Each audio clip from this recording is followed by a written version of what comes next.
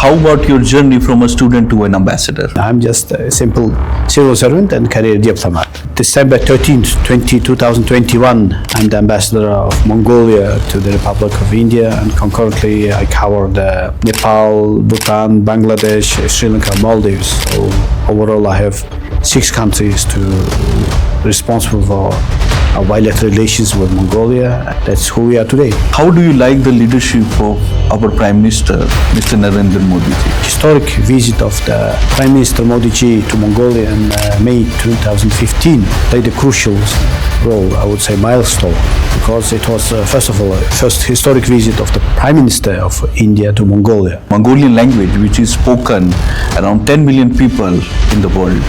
And in Delhi also, we can learn from the Jawaharlal Nehru University. Is it true that Mongolian is the only language in the world which has a vertical script, sir? Language of Mongolia, first of all, it's a unique language, because as you rightly said, we write from the top to the bottom. Please tell me about this Morin Hur and your association with the Indian singer Mohit Chauhan. Mr. Mohit Chauhan is quite popular in Mongolia. In 2021, we appointed Mr. Mohit Chauhan as our cultural envoy of Mongolia to India. A music instrument called Maru Khor. In English we call it horse-headed fiddle. The sound of this, especially in rural area, is very nomadic for us. Please tell me about your national dish, boos. Boos, it's of course it's called a certain type of dumpling. Dumplings. Because we have actually 3 dumpling styles. One is both is steamed one is boiled is called bansh, and one is fried one called hosho. Of course it can be veg as well as non-veg. It's fine with us. In your country also people practice yoga and meditation, sir? Oh yes, yoga is very popular, since nowadays everybody is crazy to how to live health in a proper way of life. I had the opportunity to feel this house which we call ger or yurt. Please tell me about this nomadic style of houses, sir. Yes, the Mongolian house we call ger, G-E-R, ger. Mongolian, overall the term ger means house, family. It's much a broader term of understanding. So what are the options to visit Mongolia? You can fly through Korea, Hong Kong, Singapore, Thailand, Vietnam. Also, you can fly through Istanbul via Kazakhstan, Almaty. And there are opportunities to fly through Japan and China. But what are the requirements of taking the visa, especially the tourist visa, sir? Visa actually is free. We charge only the service fee. What is your favorite dish in India? Usually it comes to mutton biryani and butter chicken. Of course the naan is there, so dal is there, so gulab jamun is with the kulfi is one of my favorites. Do you have any message for the Indian people, sir? Personally, I believe the next new destination for Indian tourists can be and should be and must be Mongolia. I am very happy to learn that the ambassador of Mongolia, Mr. Danbol Gabajal, appeared on postcards with Mr. Naveen Bhasin. I have known Naveen for many years, and he is a product of the prestigious Lal Bahadur Shastri Institute of Management, Delhi. I am sure that with Mr. Gabajal being here, the Indo-Mongolian friendship will be boosted further and our ties will get strengthened. One thing that I would like to add, that for better understanding between the two countries, it is necessary that there should be exchange of people. More and more Indians should visit Mongolia, and more Mongolians should visit India. That is how they can come together and can meet the needs of global peace and friendship. Thank you, Jai Hind. Hello everyone. I am happy to congratulate Mr. Ganbor Demajab, Ambassador of Mongolia to India, to appear on the podcast with Mr. Naveen Bhasin, who also has been working with the diplomatic circles for now 2 decades. Mongolia is a very beautiful country, and Mr. Ganbor has done wonderful work in spreading Mongolia's culture in friendly countries. I am quite hopeful that Mr. Ganbold will play a very important role in strengthening India-Mongolia relations in the future. За сайн байцгаана уу? Би Институт монголчуудын холбооны дарга Ихэн Баяр байна. Манай Монгол улсаас төлөөж сайдаар суугаа. Дамжавын ган бол сайд маань сүүлийн 2 жил гаруй дипломат хүрээнийхэндээ хамтарч ярьцлага хийж байгаа. Профессор, доктор Naveen Bhasinтэй подкаст нэвтрүүлэгт орсонд нь би туйлын их баяртай байна. За хоёр улсынхаа хоолны талаар ярих юм бол миний хамгийн дуртай иддэг хоол бол чүли батүри. Яагаад вэ гэхээр би уус сургуультаа суудаг байхдаа цайны цагаараа дандаа чүли батүр авч иддэг байсан. Нэгт хямдхан, хоёрт арай амттай бас ирүүл. Харин манай Монгол улсын хамгийн дуртай хоол маань мэдээж хорхог, тоогооны хорхог.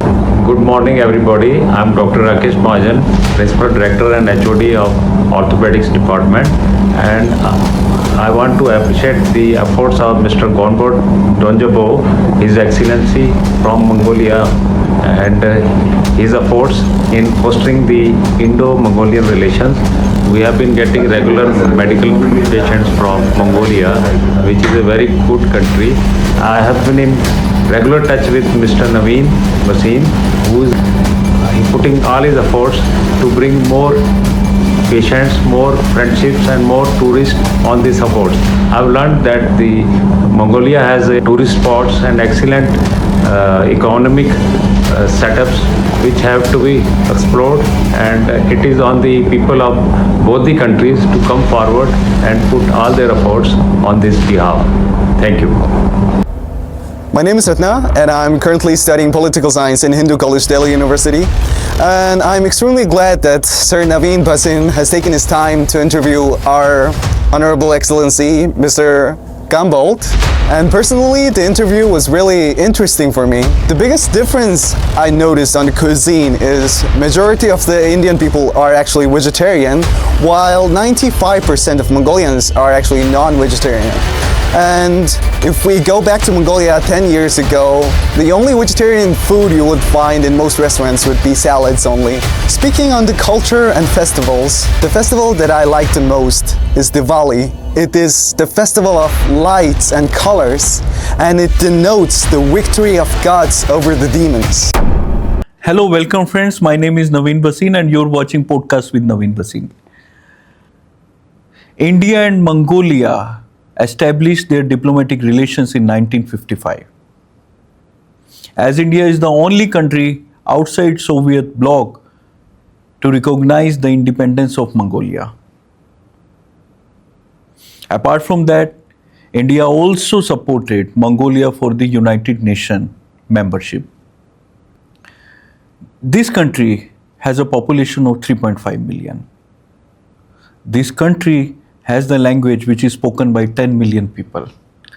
Dr. S. Radhakrishnan visited this country in 1957. And from the Mongolian side, Mr. Yum Jagin Tasendelbal visited India in 1959.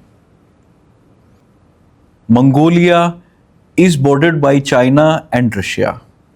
India and Mongolia have a spiritual relationship in context of the Buddhism. Buddhism came in Mongolia, as you can say, in the 3rd century BC, during the Ashok Samrata time. And after that, during 13th century, during the Genghis Khan, who founded Mongol Empire. In Mongolia, 51% of the people are Buddhist, and the remaining are non-religious. So Buddhism played an important role in making these two countries favorable. In India, we have Mongolian Buddhist temple. So in this podcast, we will talk about various aspects of the two countries. We will talk about the milk vodka, which is prepared specially in Mongolia. We will talk about Morin Khur, which is a special instrument in Mongolia which has 2 strings made up of horsehair. We will talk about the national dish of Mongolia, boos. We will talk about the very special fabric called Kashmir. And also we'll talk about Genghis Khan. Genghis Khan used to worship Tengri. Tengri means a sky god. And we have a history related with Genghis Khan. In order to discuss all these aspects, we have a very special guest from Mongolia, the ambassador of Mongolia to India, concurrently accredited with Bhutan, Nepal, Maldives, Sri Lanka, and Bangladesh, Mr. Ganbol Dambajav. He is very experienced diplomat. He has a lot of qualification. He worked very hard. And nowadays also, he works relentlessly to foster India and Mongolian relationships. He graduated from the University of Mongolia and he did his masters from the same university. He also done doctorate in philosophy from the International American University. Okay, he is the recipient of the very prestigious medal, Silver Cross of the Merit of the Republic of Poland. He served in major countries like Canada, Brazil, Bulgaria, Romania, Greece, etc. Since 2021, he has been serving India as an ambassador. He also worked in permanent mission of Mongolia to the United Nations in USA. So we can learn more about Mongolia-India relationships through him. As he is with us, sir, welcome here. I am very happy that you agreed to our consent and you came here as a chief guest in our podcast. Sir, please tell me, how about your journey from a student to an ambassador? Okay, thank you. First of all, you're too kind referring me as a brilliant man. I'm just a simple civil servant and career diplomat. I'm graduated from the Soviet, at that time, Russian high school. So I studied among many children from different countries as of today. At that time, most of them were in part of one country, USSR, you know. And of course, it was a country, Mongolia belonged to that so-called Eastern Bloc country. So at our school, we used to study together with the Russian, Ukrainian, Belarusian, Kazakh, you know, the Kyrgyz, Uzbek, Armenian, Georgian, name it, and also the Eastern Bloc. Germany, Hungary, Czech Republic, Bulgaria. So everybody was there. So probably that's how I understand that my interest to become a diplomat started from that experience, because from the very first grade all the way to the 12th grade, I studied with different children, you know, and we played together. We even fight. Then, you know, we had the fun together. So probably as of today, I can say that maybe this my experience brought me to the School of Foreign Service. And of course, my father, as a person who is very interested in foreign service, he always wants to learn English foreign language. And even during the closed time when the English was almost forbidden, he studied it in our national university. So after the graduation, I followed the advice of my father and went to School of Foreign Service at the Mongolian National University. And I graduated from that, and I went to work to the Chancellery of the Secretary of the Parliament of Mongolia. We also covered the International Relations Department. I was inside of that. And after that, I went to the Diplomatic Academy of the Ministry of Foreign Affairs of Russian Federation. And after that, I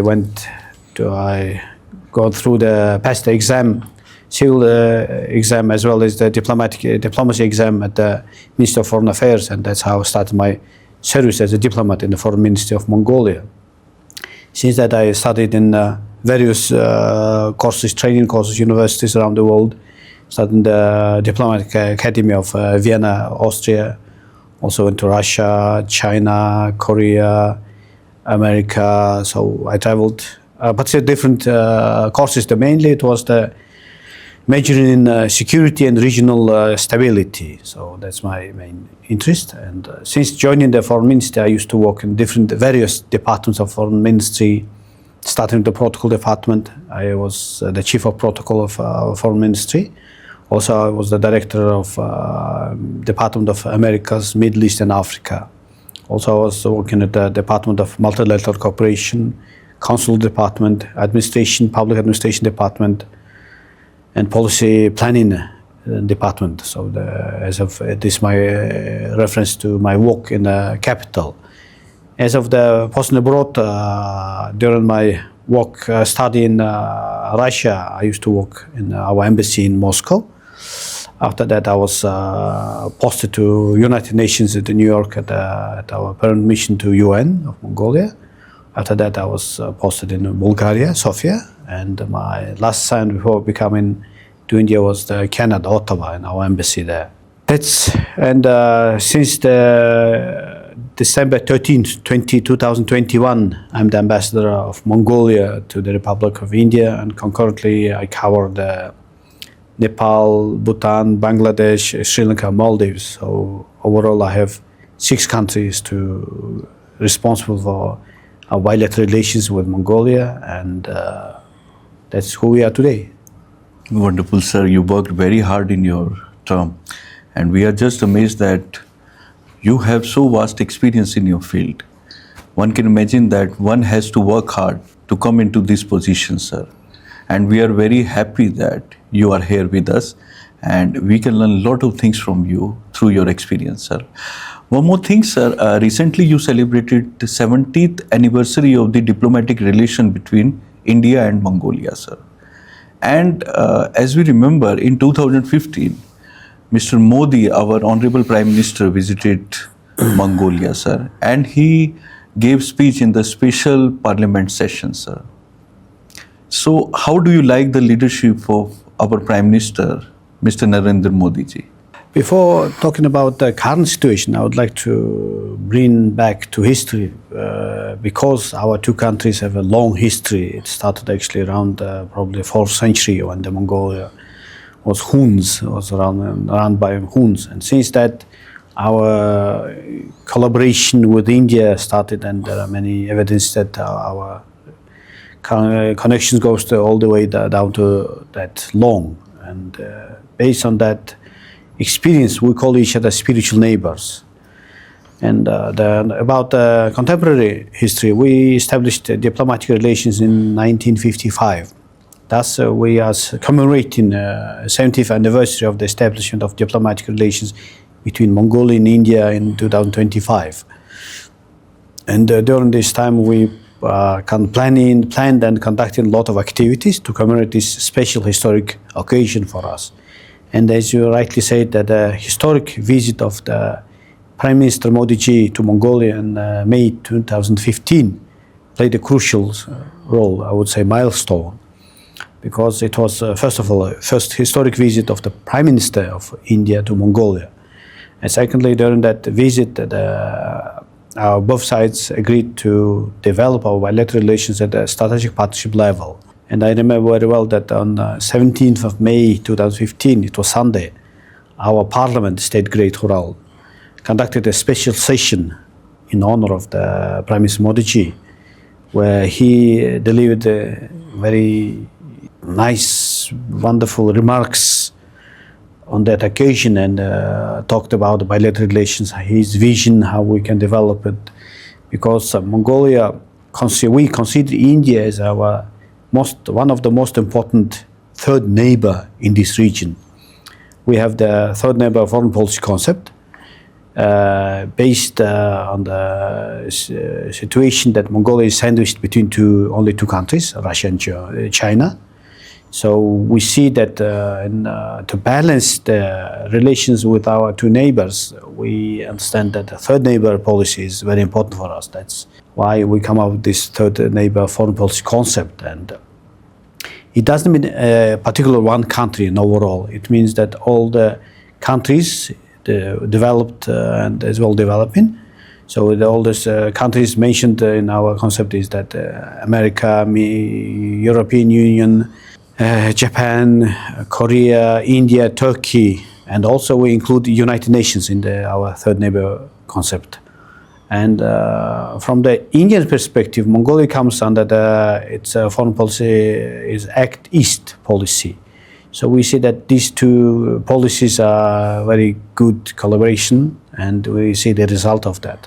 Wonderful, sir. It means that you have honored our Honorable Prime Minister and you made a specialized parliament session during his visit in 2015. So we are very thankful for your cooperation, sir, and your love for India. And sir, if we talk about the language of Mongolia, that is a Mongolian language which is spoken around 10 million people in the world. And in Delhi also, if somebody wants to learn, as you told me before, that we can learn from the Jawaharlal Nehru University. There is a specialized course in the Mongolian language. And is it true that Mongolian is the only language in the world which has a vertical script, sir? Yes, the language of Mongolia, first of all, it's a very unique language, because as you rightly said, we write from the top to the bottom. It goes like this, because if you see the movements of hand, it's by writing in Mongolian, you can write very fast. Okay. It goes, it's a technical way.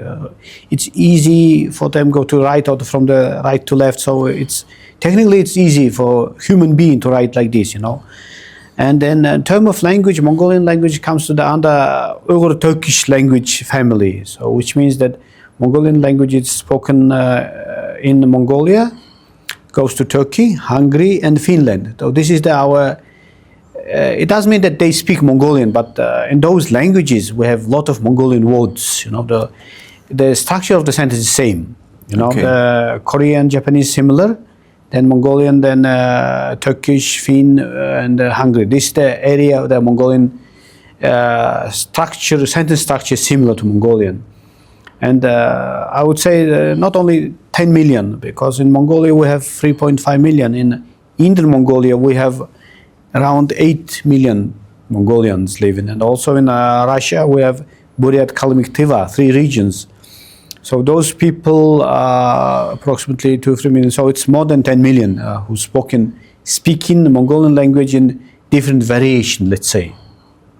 And of course one of the professors, prominent professors, Dr. Udzit, he studied a Mongol study course at the JNU around more than 10 years ago. And if the people are interested, they can go to JNU to study Mongolian language, where also the Dr. Oyung is now teaching the Mongolian language there.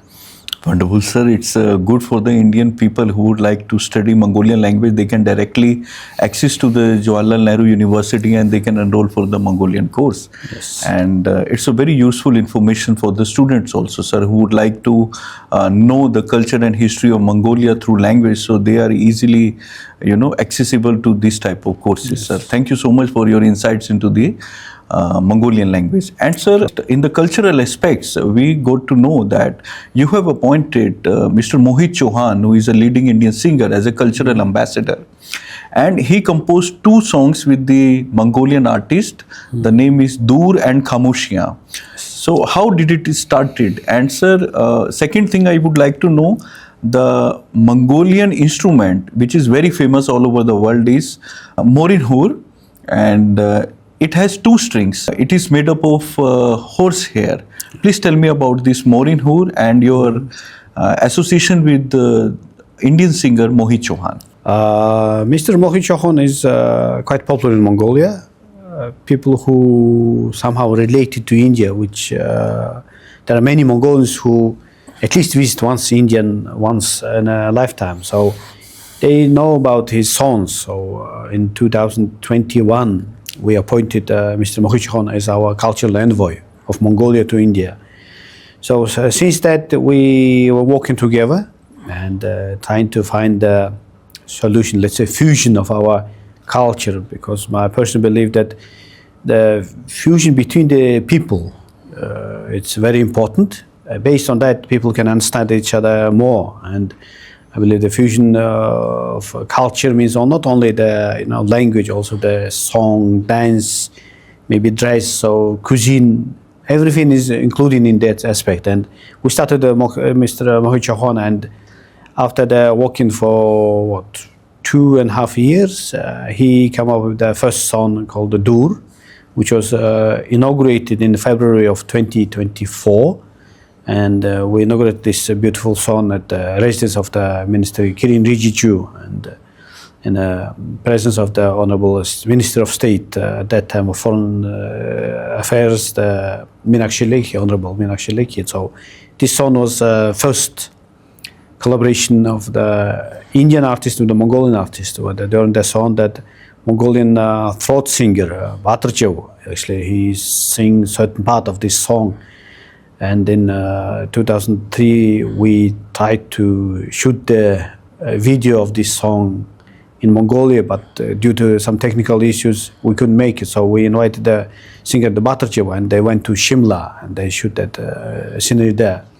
The song that they inaugurated this year and during the reception on March 19th, it was actually, some part of this song was shot in Mongolia. The most important thing is that song is in Urdu, in Hindi, and sang by the Mr. Mohit Chauhan, but the instrument and the background vocal voices are made all by Mongolian artists. Wonderful. So it's a very beautiful song. I would encourage people to go to see it on our YouTube, and I believe there are more, at least 3 or 4 more songs are coming, and we are trying to get shoot all the video of those new 3-4 songs in Mongolia, because we have a lot of sceneries that can be used for the songs, and also it will be attractive to our Indian public. Wonderful, Soul. And I think, sir, these songs are available on YouTube. Yes. So anybody can watch these videos, yes. and we can explore the beauty of Mongolia with these songs, yes, with the voice of Mohit Chauhan and the Mongolian artists. Yes.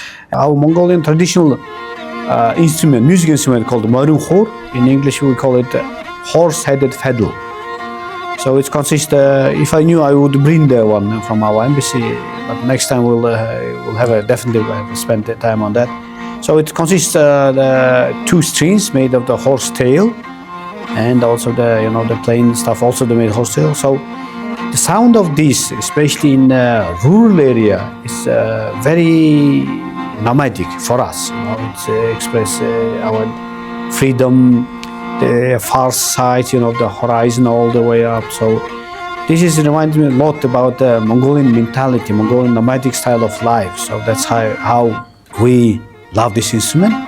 And actually, we are planning to bring the ensemble, consisting of 64 musicians of this, they're called Marunkhor Ensemble, at the end of this year, during the visit of our president to India. So we're planning to bring this whole ensemble, of course, 64 musicians, and they will play for Indian public to bring the Mongolian culture, music to Indian public.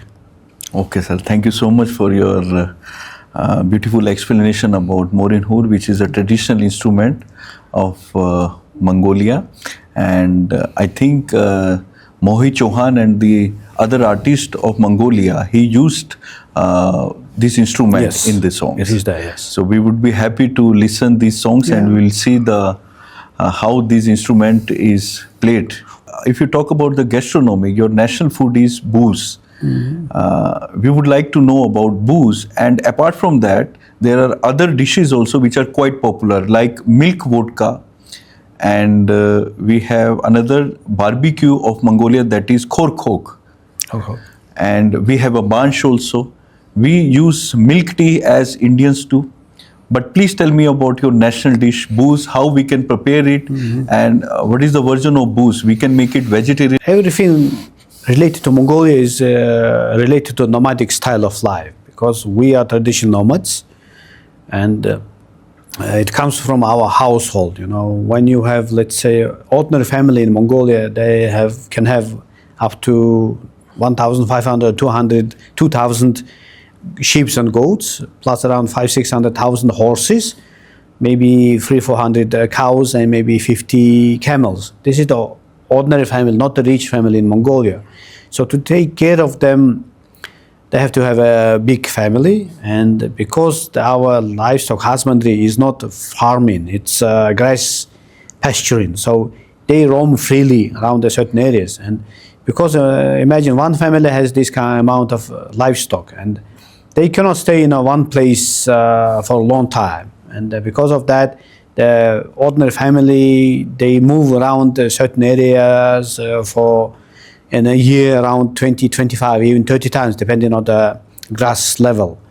So because of all of that, our gastronomy, as you said, it's very nomadic, and the bulls, it's of course it's called certain type of dumpling, let's say, because we have actually three dumpling styles. One is boiled, is steamed one is boiled, is called bansh, and one is fried one called hoshor. Of course, we have another different of preparing meat is putting the whole meat inside of the skin of the animal and put the hot stone.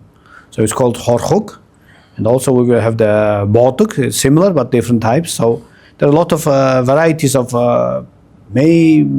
food, and because we are nomads and the weather is very harsh in winter, spring, or fall, and because of that we consume a lot of meat. So our main dish is based on the meat, and next time when we'll have an opportunity, we'll share how prepare the foods at our embassy in Mongolian Gear.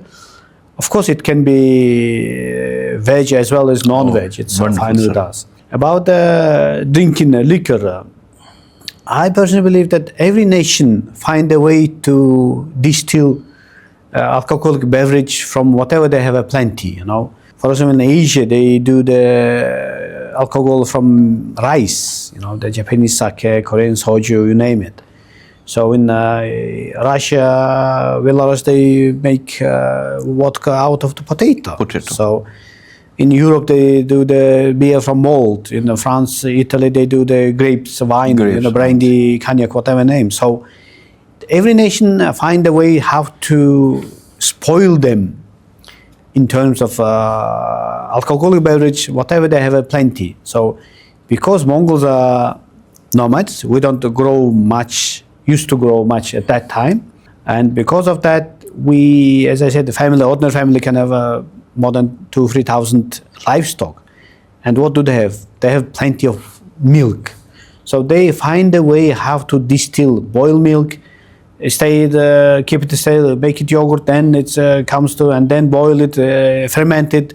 It goes. There are actually two types of drinks. One is fermented horse mare milk. We call it ayrak, which is usually consumed in summertime because it has to ferment in a certain warm weather. Another drink is called alcoholic beverage. We call it, forgot the name. So, nirmil, we call it. So it comes out of the milk. You ferment it, boil it, and steam it. So it's like a fermentation, thermostatic experience. So that's how it's come up with called nirmil. It's alcohol beverage, similar by the content of alcohol. It's similar to sake or the soju. So it's also Mongolian traditional drink. And traditionally, the alcohol beverage used to have consumed by the elders, because youngsters, we believe that youngsters should not drink alcohol at all. And secondly, it's not good for health of young people. So when people get elder, so they need some, let's say, as we call internal heat. So that's why they consume this alcoholic beverage made out of the milk by a little bit heating, warming up, putting some ghee. So it gives them more energy to the old people, especially in wintertime when it's cold outside. They put some, so just warm up, and of course it's good for the digestion. Also, it's good for the, the immunity, the system. That's usually that's how we consume it. But nowadays it's available all around, everywhere, and people consume it in non-traditional way, let's say. Wonderful, sir. Sir, I would like to know that as 21st June is the International Day of Yoga, our Honorable Prime Minister, Mr. Narendra Modi, emphasized always to practice yoga, which is good for the health and for the mind. So in your country also, people practice yoga and meditation, sir? Oh yes, yoga is very popular. Since nowadays everybody is crazy to how to live health in a proper way of life. So unfortunately, human being is built like that. When they're young, they do everything to destroy their own health, and when they get above 40, they start to realize that it's important and they need to somehow rejuvenate themselves. But overall, the yoga is very popular in Mongolia. Youngsters nowadays, a lot of ladies, men, they practice yoga. And especially, I would say, our yoga federation is more than 20 years old. But during the visit of Honorable Narendra Modi to Mongolia in 2015, he actually conducted the yoga session at the central square of Mongolia, where there are thousands of people gathered and they sit, meditate, yoga. So yoga session was conducted there, headed by him. So yoga is very popular. Now everybody understood that yoga is very close to Mongolian mentality, because we as a nomads, we feel connection with the nature, and because we believe that we call Mother Nature, and we believe the power of the Mother Nature. We say that if you want to be healthy, you can be by only believing in it. So I believe the yoga was very helpful in this matter. And recently we had a delegation headed by the president of our yoga federation. They conducted meetings with the Yoga Federation of India, and soon I hope they will establish the the documents, bilateral documents on cooperation. So because till today, our Yoga Federation was only the pure initiative of Mongolians. So since our meeting, I told them that why don't you get the direct contact with the Indian official yoga instructors, and we can bring more Indian instructors to Mongolia and teach, let's say, proper way of yoga meditation, because without it, I believe in the modern world, it will be so difficult to survive, especially in urban areas. So yoga is there, and of course we welcome yoga instructors from India to go to Mongolia, teach Mongolian young people how to properly conduct a yoga session. It will be helpful not only for the Mongolians but also for the Indians. Wonderful, sir. We are very happy to know about that yoga is still popular in Mongolia. As we have a spiritual relations, we know that we have a Mongolian Buddhist temple in Bodh Gaya, Yes. in Bihar, which is quite popular among Indians also. Mm-hmm. And I see many people all over the world, they visit this Mongolian Buddhist temple. Could you please tell me something about this history, Yes. about our spiritual relations? There is a special reason why we refer to each other spiritual neighbors.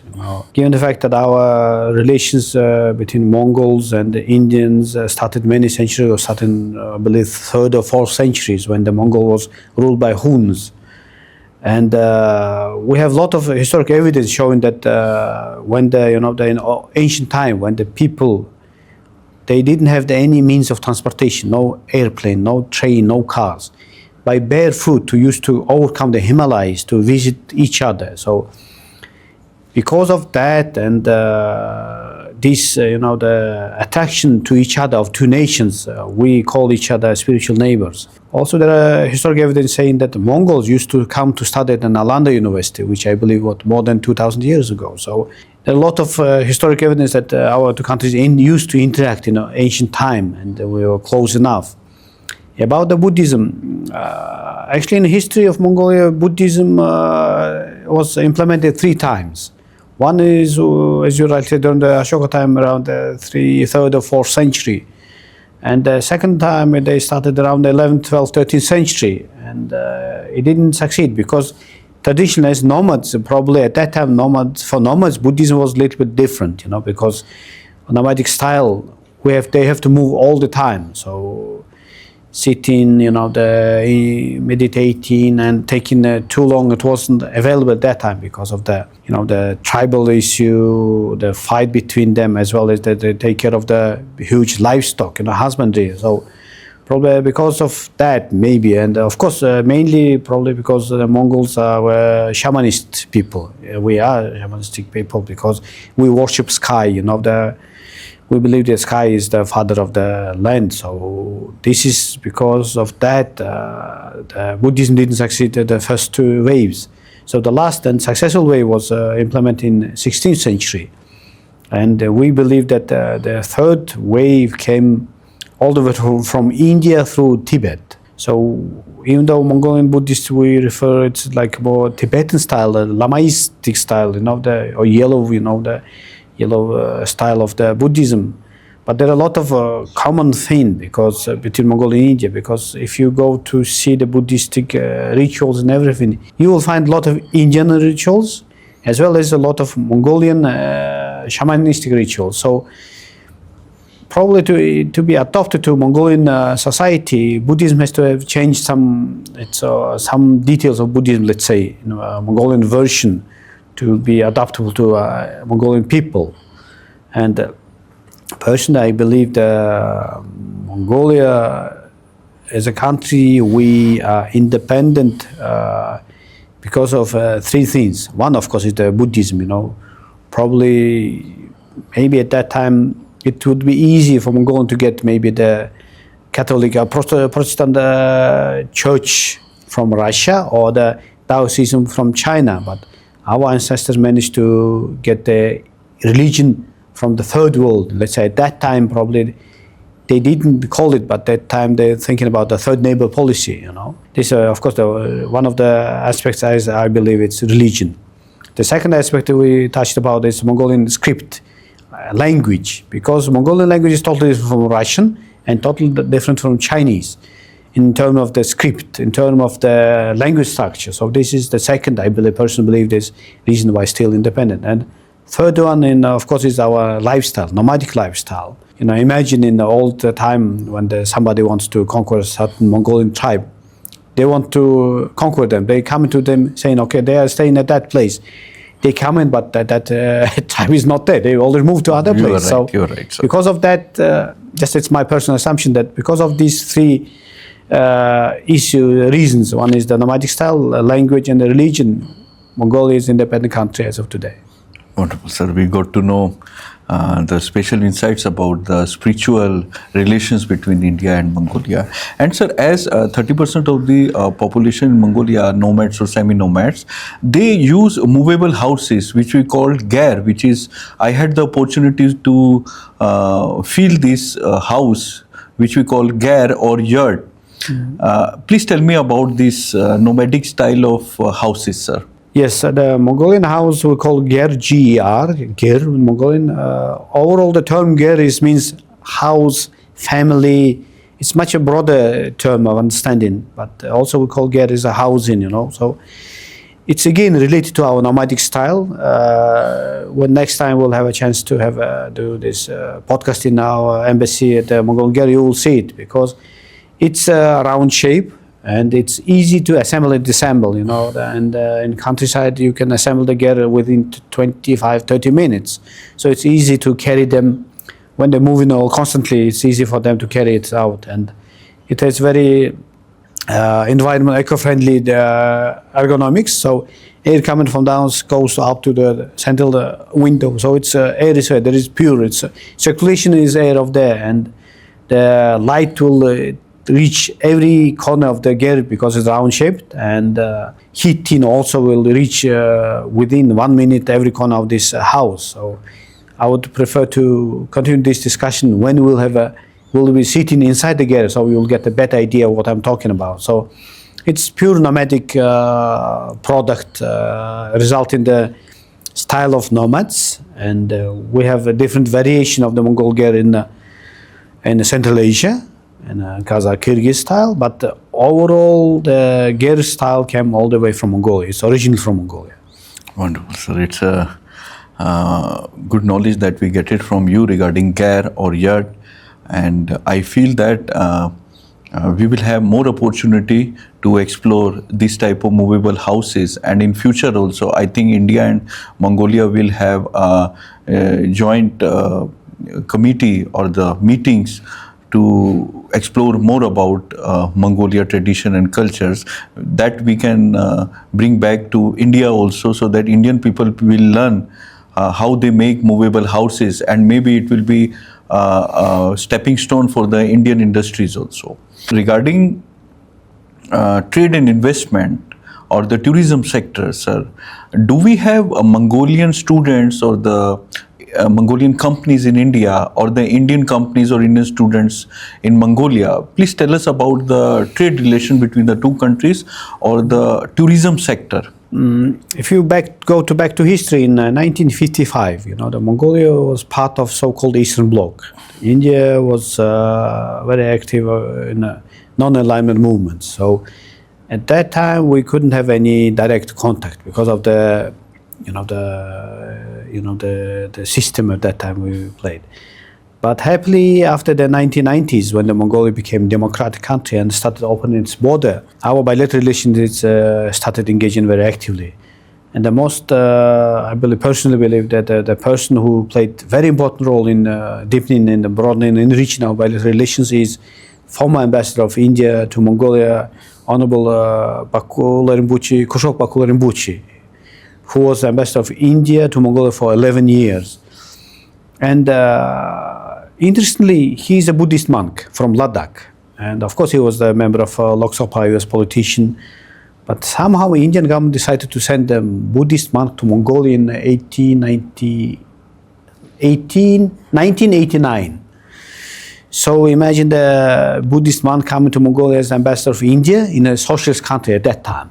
And I was fortunate enough to interact with him often, constantly, because I used to visit the Indian embassy a lot, and even though the ambassador Bakular Rinpoche was busy with the state as well as religious activities, he used to have a small chat with me, offering tea. We used to have to drink tea and talk about the different small things. I was that, the stupid teenager, the student boy, so I wasn't wise enough to understand that. So personally, why I'm saying is this, that imagine the one country going through the one system, and that system, so communism is collapsed. So in Mongolia, it was very hard time for us because the economic cooperation with the socialist countries is all destroyed. There is no supply of any products, food, you name it, everything. The stores was only filled with salt and oil, the vegetable oil. That was only those two things was available, nothing else. So at that time, there was, if you go to the other Eastern Bloc countries, let's say in Europe, Romania, they call it whatever, in other countries, there is Czech Republic, there is a lot of fights and struggle, the uprising, let's say, the people from the old regime trying to keep their own status while the new youngsters wanted to change this country. And because of that, there was a certain bloodshed. But my personal belief that because of the presence of the Bakular Rinpoche, Mongols managed to make this transition from the communist to the democratic system without any bloodshed. And personally, I believe his teaching, saying that you have to be patient, you have to be understandable, be respectful to each other, helped to play the important role. And he was so popular that we called him Ilchin Baksha, which means the ambassador, guru, ambassador, the teacher.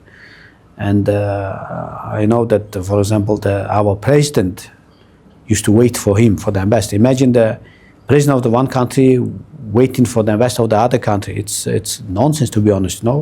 Usually it's vice versa. The ambassadors will wait for the president, but not the other way. So that's how he was very popular. And thanks to that, we have very good relations since his time, and of course the historic visit of Narendra Modi ji. Those are milestones, I believe, in playing crucial role in our bilateral relations. In terms of the education cooperation, Indian government providing us the 50 scholarship through ICCR, and we have, as of today, I believe we have 47 Mongolian students studying in Delhi University. We have 13 students studying in Gujarat and 17 students studying in Punjab. So those are coming under the ICCR scholarship. Personally, I know that there are 2 Indian students now studying in Mongolia, even though there are lot of more opportunities for Indian young people to go to study in Mongolia. We have our presidential scholarship as well as the government scholarship, so they can apply and go to Mongolia to study Mongolian as well as other countries, because as a country that's sandwiched between Russia and China, we have certain advantages and we have a knowledge that we can share with our Indian friends. So there are opportunities for Indians who are interested to learn Mongolia, to learn about Mongolia and learn about our two neighbors through Mongolia. The opportunity is there. And you told me earlier also, sir, that we have some Indian restaurants in Mongolia also. They are operating in Mongolia and they are successful in Mongolia. Oh yes, Indian food is very successful. The overall, the India is very popular, respected in Mongolia.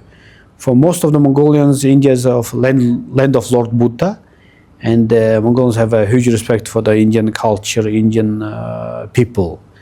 So as of now, I know that in Ulaanbaatar, in our capital city, Ulaanbaatar city, we have 11 Indian restaurants. It's very popular. I know my family friends who have at least one day in a week, they have called it Indian food day. So either they go to Indian restaurants or they call, deliveries from the Indian restaurant, that they have this, the Indian meal at home.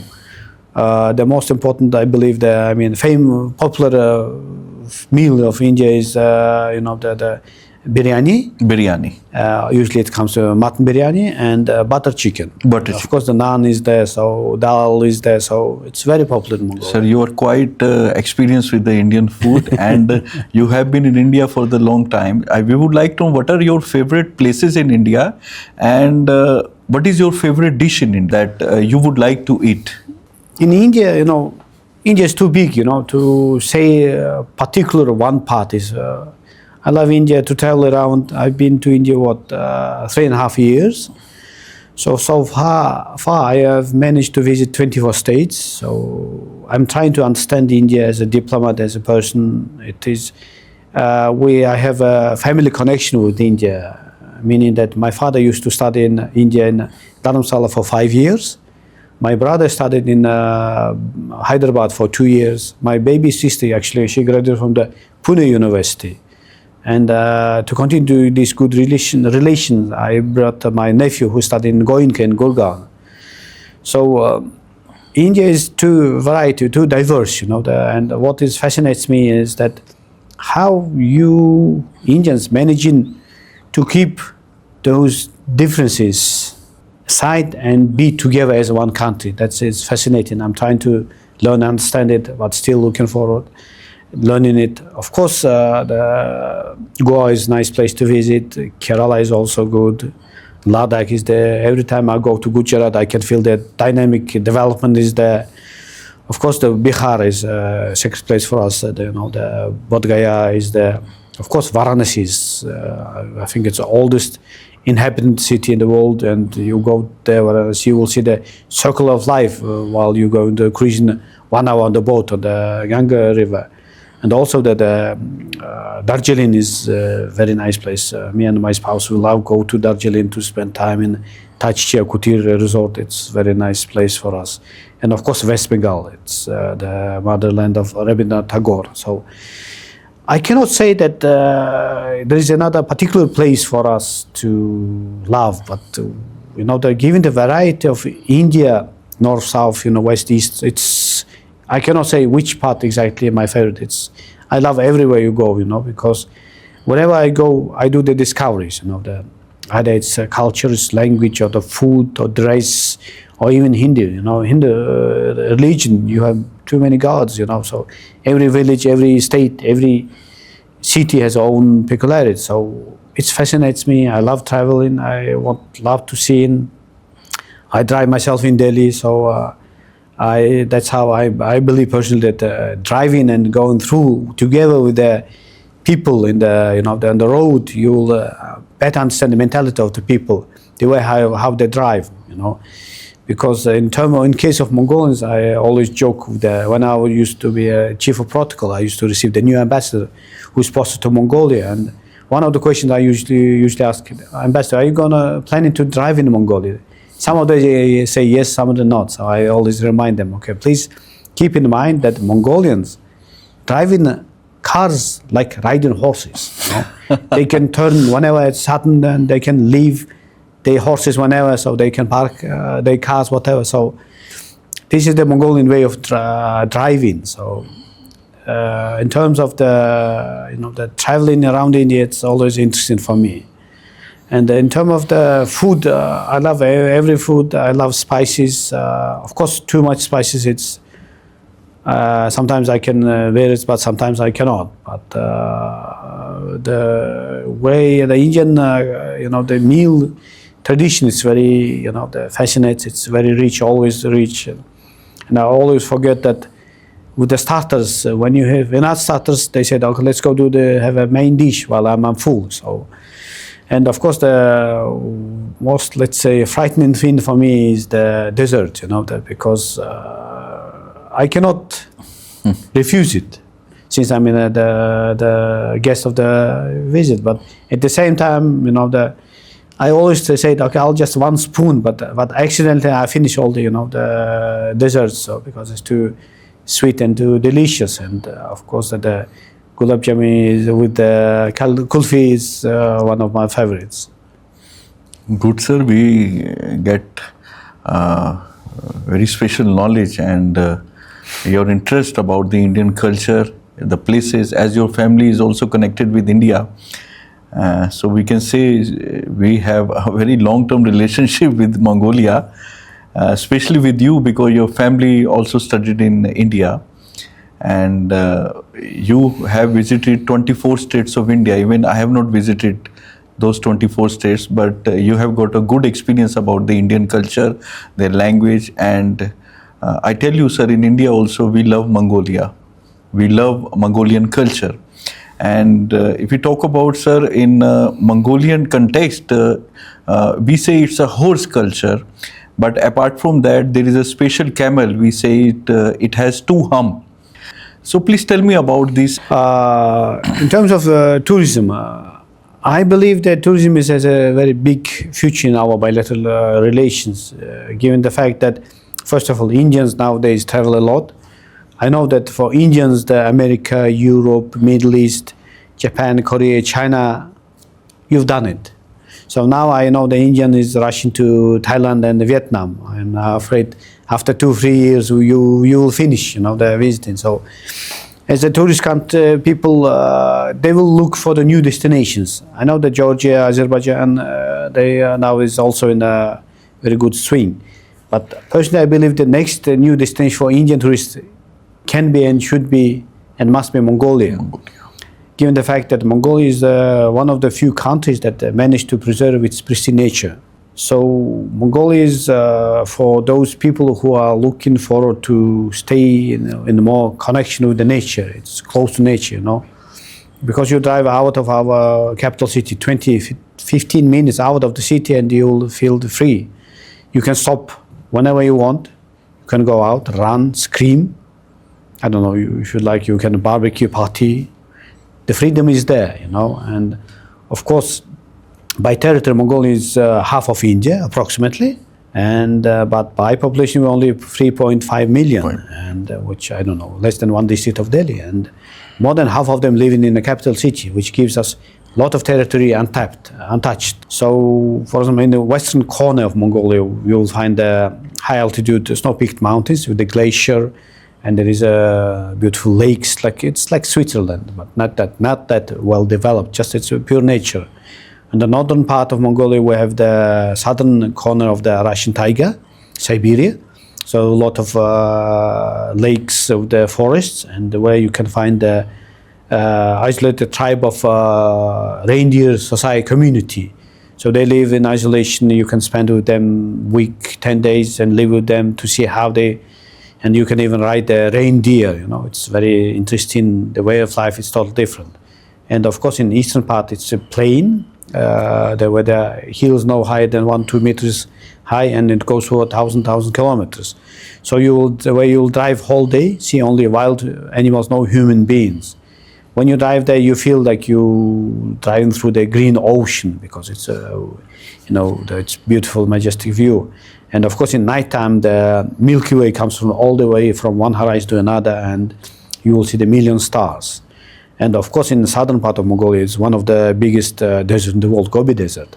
So where you can find two-humped Bactrian camels.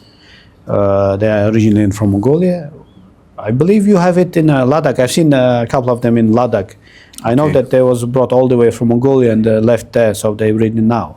In terms of business, as of now, we have started the first pioneer economic project with India is oil refinery in Mongolia under the soft loan of the Indian government. So I believe it will be fully operational by the end of 26, beginning of 27, which will provide up to 80% of domestic use of petroleum, because nowadays we fully depend on petroleum from Russia. So this project will play a very important role in our energy sector. Also, we now building the outsourcing center of excellence, and also we building the friendship school. So those three projects are the starting points, as I see. But overall, I believe we have a big future in cooperation in, for example, mining. Mongolia is very rich in minerals. We have everything, what is referred in the chemical table of chemical elements of Mendeleev. So we have gold, copper, uranium, gas, oil, rare earth elements, coking coal. Actually, now we're in a discussion with the Indian companies and exporting Mongolian coking coal to India. And we agreed on certain points. We're working on it. Hope soon we'll be able to bring the coking coal, because India is depending mostly depending on the Australian coal, while Mongolia can be next reliable source of the coking coal. Also, personally, I believe the rare earth elements or critical elements they call now can be one part of our area of our cooperation. Another part, I believe the agriculture can be also interesting, given the fact of Indian agriculture industry, as well as skilled workers from India can come to Mongolia to cultivate those lands, big lands and chunk of lands, and we can we can feed the world by the Mongolian Indian cooperation on the wheat or crop, whatever you name it. So our, the agricultural land is pure and untouched because of the no chemicals.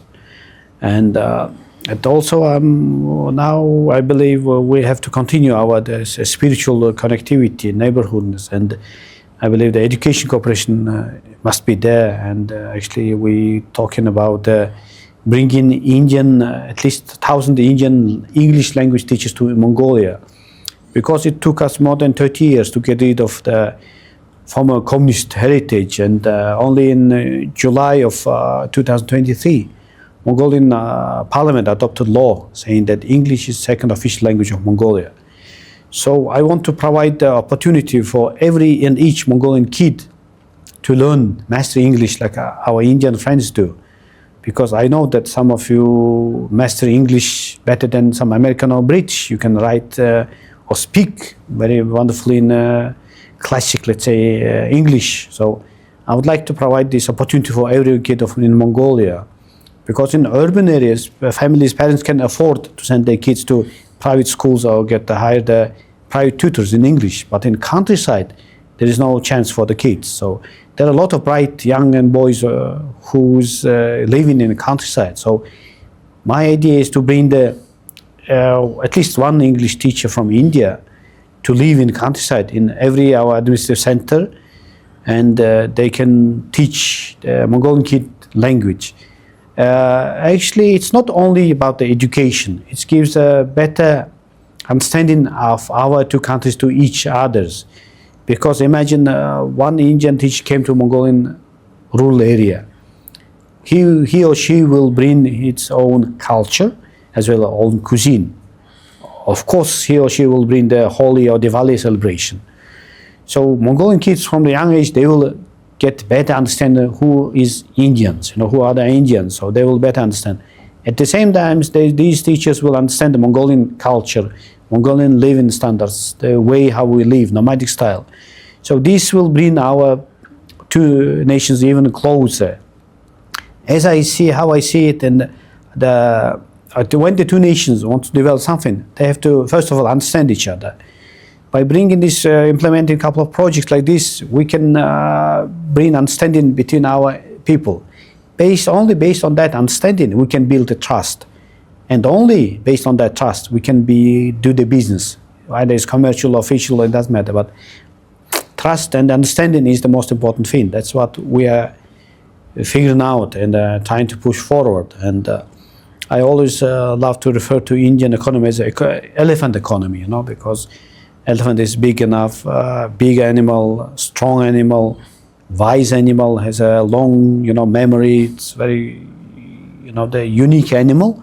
So I believe as of today, the Indian economy is doing, I believe that today Indian economy is number 5. Probably next year it will become number 4th economy, and maybe within 3-4 years it will be number 3 economy in the world. So this, so-called, so as I'm calling the elephant economy of India, can be very helpful to develop Mongolia as well. So I believe this collaboration between our two countries in those sectors. Also, I believe we have very good opportunity in bringing Indian expertise in channeling waters, because we have a lot of rivers in Mongolia, but we call them unpatriotic because they all are flown out of Mongolia. So unfortunately, because of the global warming, around 75% of Mongolian territory is facing desertification. So the knowledge of Indians of the channeling water, we can bring those water sources going out of Mongolia to the southern part by bringing water by channels to the southern part, and where we can grow some plants, trees to stop the desertification. Because personally, I remember when I was a kid, it used to me to get whole day drive to get to the desert. But now it's taking around 2 hours to get to the desert area in the southern part of Mongolia. So desertification is going to north. And it's not only a problem of Mongolia. Now it's a problem of China, Korea, Japan, because the sand dust, which is created in Mongolia, reaching Beijing, Seoul, Tokyo. So they call Mongolian dust storm, So when we have this project, I believe with the Indian expertise, the money is there, around the world, everybody wants to implement, invest in the green project. So this is one of the projects maybe our Indian friends might be interested. I believe that it will be also important, as well as that the English language teachers project. And of course, there are a lot of other aspects of the economy that India and Indian business can be interested in Mongolia, and we believe that aspect should be covered. And as you rightly said, 2 days ago I met the Civil Aviation Minister of India, and we had a very good, fruitful discussion. And since I'm here more than 3 years, I see that without direct flights, our bilateral economy cooperation cannot move faster enough. So I believe by starting direct flight between Mongolia and Ulaanbaatar and Delhi, we will bring more opportunity for Indians as well as Mongolians. And we agreed that we will start our bilateral direct flight by one of the private Mongolian companies to India starting from the September, October of this year. It will give better opportunity for people. Personally, in the future, this flight will play very crucial role, not only for our two countries, but on the regional level. Because from the point of view of Mongolians, as I said before, Mongolians refer to India as a land of Lord Buddha. There are a lot of Mongolians who want to come to India at least once to see the Bodh Gaya, Taj Mahal, go to Dharamsala. Also, we have a lot of monks who live studying in India more than for 20 years. Before it used to have more than 1,000, but nowadays we have less than 500. But pilgrimage is there. Also, we have a lot of people coming from Mongolia on medical tourism. So what I'm saying is that the flow of passengers is there from Mongolia. Now, since we're implementing the oil refinery, the IT Center of Excellence, Friendship School, flow of Indians we have it. So after 6 months or 1 year, I'm confident that the Ulaanbaatar Delhi flight will be fully booked. We also hope so, sir.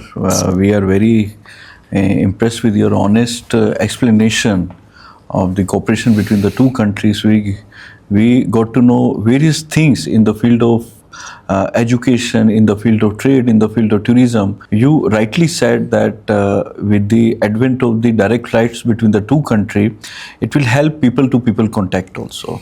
And sure, I wish that the trade between the two countries in terms of tourism, in terms of education sector would be increased in future.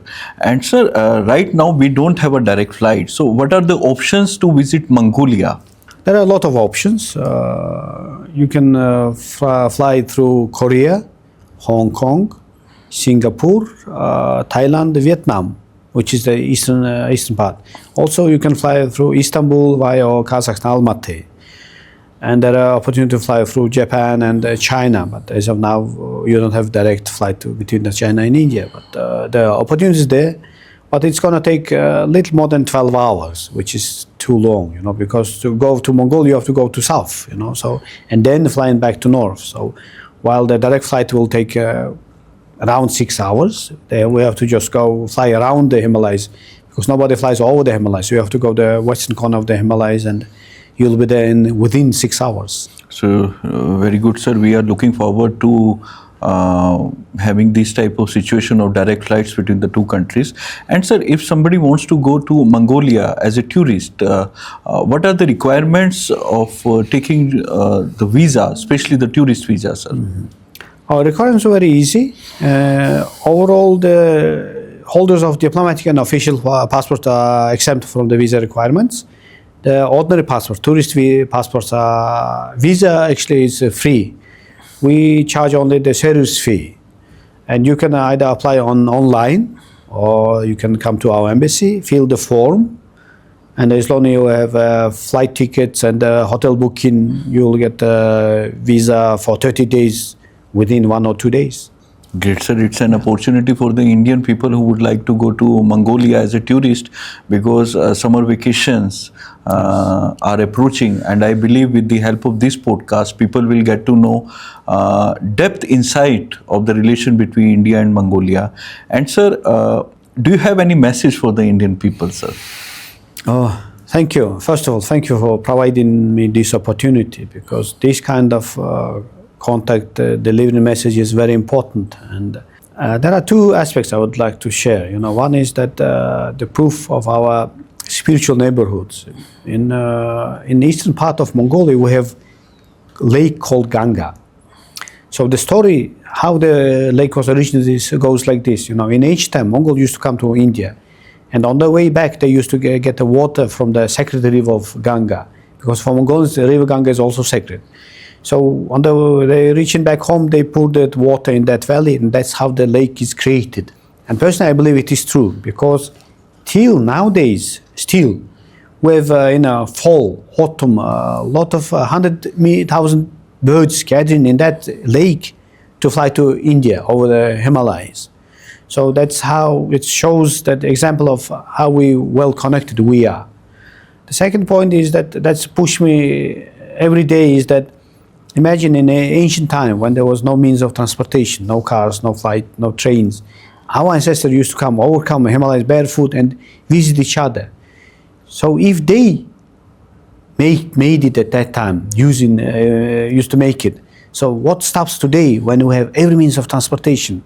So that's why we're trying our best to bring our bilateral relations into a new level, and of course with the support from the Indian government, Indian people, friendly people of India, we will succeed.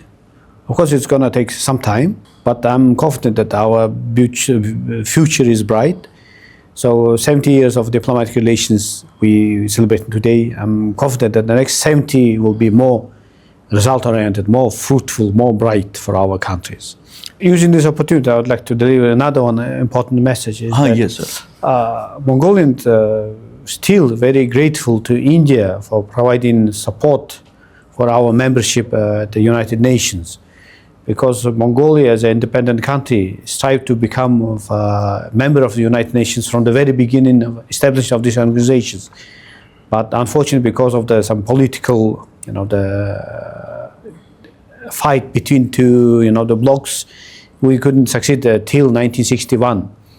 But India was one of the very first country who officially supported the Mongolian candidature, and it was delivered during the remarks of the first Prime Minister of India, Jawaharlal Nehru, during his statement at the UN, saying that Mongolia should be and it is rightful member of the United Nations. And thanks to this support, we became the member of United Nations in 1961, and we Mongolians still remember this important and crucial support from our Indian friends. Thank you so much, sir, for your valuable insights for our podcast. And I believe that from today onwards, people will be happy and they would like to travel to Mongolia with your honest thoughts. The time that you have given to us is really commendable, sir. You have a vast experience of your life that you shared with us. I hope people will be inspired to join diplomatic service, and you worked very hard to come in these positions. You have maintained India-Mongolian relationship in a very high level. And nowadays you are doing the same thing. You are meeting with different ministers in every state and you are fostering the relations between the two countries. I hope we will meet soon and we will get to know more about your countries. We are waiting for the direct flights between the two countries. We are waiting for the tourism potential in Mongolia and vice versa. As you said that there are requirements of English teachers in Mongolia. So we are welcoming all the teachers who are working in India who would like to see the opportunity in Mongolia. So there is a big opportunity for them. I believe that we can maintain this type of relationship in future as we have been a spiritual neighbors. So this legacy should continue. Once again, sir, I would like to thank you for coming and gave your valuable time. We got to know many things about Mongolia from your thoughts. And I would like to call Ms. Naveen Bhasin to present our symbol of respect for you, sir. Okay, thank you. Thank you very much sir. for Thank you, providing sir. me this opportunity.